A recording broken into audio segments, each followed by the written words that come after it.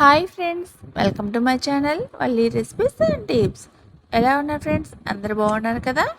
మరి ఈ వీడియో చూసే ముందుగా ఈ వీడియోకి ఒక లైక్ ఇవ్వండి. మరి ఫ్రెండ్స్, ఈరోజు మన వీడియోలో చాలా రుచిగా మంచి గ్రేవీతో చికెన్ కర్రీని ఎలా ప్రిపేర్ చేయాలో ఈరోజు వీడియోలో తెలుసుకుందామా. మరి ఇంకెందుకు ఈ వీడియోని పూర్తిగా చూసేయండి. చికెన్ కర్రీ కోసం ముందుగా ఒక మిక్సీ జార్ తీసుకొని అందులో ఒక 10 నుంచి 15 జీడిపప్పు వేసుకోవాలి. అందులోనే ఒక 2 స్పూన్ల వరకు గసగసాలు, ఇంకా ఒక పెద్ద ఉల్లిపాయ ముక్కలు, ఒక 2-3 పచ్చిమిర్చి ముక్కలు కట్ చేసి వేసి ఇందులో కొన్ని వాటర్ వేసి మెత్తగా మిక్సీ పట్టేసుకొని ఈ మెత్తగా మనం మిక్సీ పట్టుకున్న ఈ పేస్ట్ని ఒక గిన్నెలోకి తీసుకుందాము. ఇలా పేస్ట్ మొత్తాన్ని ఒక గిన్నెలోకి తీసుకున్న తర్వాత ఒక 3 బాగా పండిన టమాటాలు తీసుకోవాలి.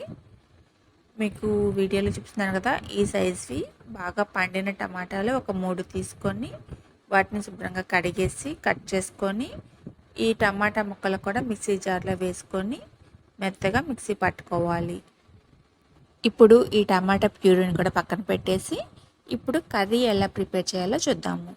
కర్రీ కోసం స్టవ్ ఆన్ చేసుకొని ఒక బాండీ పెట్టి అందులో ఒక 3-4 స్పూన్ల వరకు ఆయిల్ వేసుకోవాలి. నేనైతే ఆయిల్ ఎక్కువగా వేయలేదు, కానీ కొంతమంది చికెన్ కర్రీ అంటే ఆయిల్ ఎక్కువగా వేసుకుంటారు కదా.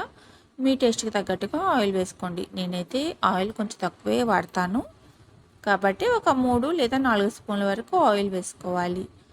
ఆయిల్ అనేది హీట్ అయిన తర్వాత మనం ముందుగా మిక్సీ పట్టుకున్నాం కదా జీడిపప్పు ఉల్లిపాయల పేస్ట్, ఆ పేస్ట్ వేసేసి కొంచెం పచ్చివాసన పోయేంతవరకు స్టవ్ని లో ఫ్లేమ్లో పెట్టి వేయించుకోవాలి. హై ఫ్లేమ్లో వద్దు, అలా అనేసి తిప్పకుండా అలా వదిలేయద్దు, మనకి అడుగంటిపోతుంది కాబట్టి తిప్పకుండా అలానే ఉంచేస్తే.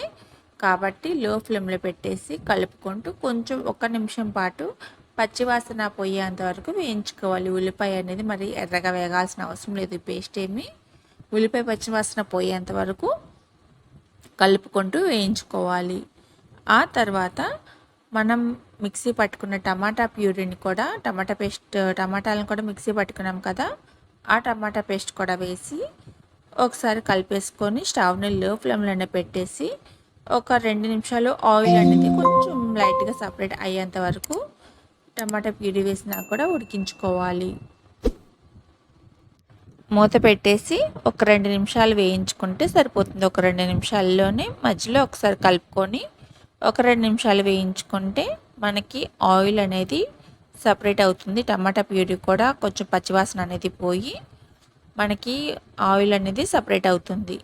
ఇలా ఆయిల్ సపరేట్ అయినప్పుడు మీ టేస్ట్కి తగ్గట్టుగా, మీరు తినే కారానికి తగ్గట్టుగా కారం, మీ టేస్ట్కి తగ్గట్టుగా ఉప్పు, అలా కొంచెం ఉప్పు, కారం, ఇంకా ఒక స్పూన్ అల్లం చిన్నులపాయ పేస్ట్, ఒక స్పూన్ ధనియాల పొడి, ఇంకా ఒక స్పూన్ గరం మసాలా పొడి వేసేసి వీటన్నిటిని బాగా కలిసేలా కలుపుకొని మరలా మూత పెట్టి 1 నిమిషం పాటు, అంటే ఈ మసాలా అంతా మళ్ళీ కొంచెం పచ్చివాసన పోయేంత వరకు, అల్లం చిన్నులపాయ పేస్ట్ వేసుకున్నాం కదా, ఇవన్నీ కొంచెం అలా టమాటా ప్యూరీలో కలిసేసి కొంచెం ఆయిల్ సపరేట్ అయ్యే విధంగా 1 నిమిషం పాటు మూత పెట్టేసి వీటన్నిటిని ఉడికించుకోవాలి కలిపేసుకున్న తర్వాత బాగా.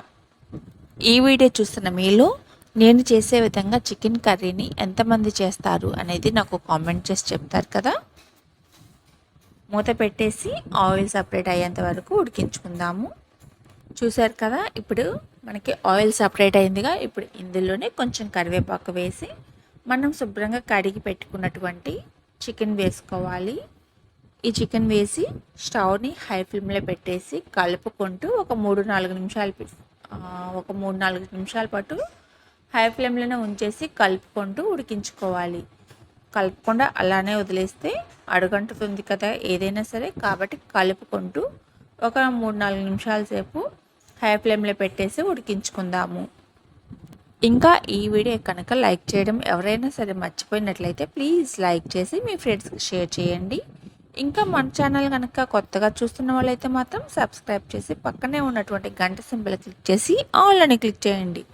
మీరు పక్కన ఉన్న గంట సింబల్ క్లిక్ చేసి ఆల్ అని క్లిక్ చేసిన వెంటనే నేను ఏ వీడియో నోటిఫికేషన్ పెట్టినా కూడా వెంటనే ఆ వీడియో యొక్క నోటిఫికేషన్ వెంటనే మీ వరకు వస్తుంది. చాలామందికి చికెన్ గ్రేవీ కర్రీ అంటే చాలా ఇష్టం కదా. కానీ కొంతమందికి గ్రేవీ అనేది అంత చిక్కగా రాదు. కొంచెం వాటర్ ఎక్కువ వేస్తే నీళ్ళలాగా ఉంటుంది, లేదు అంటేనేమో గ్రేవీ తక్కువగా ఉంటుంది. మీలో ఈ వీడియో చూస్తున్న మీ అందరిలో ఇలా చికెన్ గ్రేవీతో ఎంతమందికి ఇష్టమో అనేది కూడా నాకు కామెంట్ చేసి చెప్తారా? ఈరోజు మన వీడియోలో చేసుకున్నటువంటి ఈ చికెన్ కర్రీ చిక్కటి గ్రేవీతో చాలా చాలా టేస్టీగా ఉంటుంది. ఒకసారి తప్పకుండా ట్రై చేయండి. ఒక 3-4 నిమిషాల తర్వాత స్టవ్ని హై ఫ్లేమ్లో పెట్టేసి కలుపుకుంటూ ఉన్నాం కదా.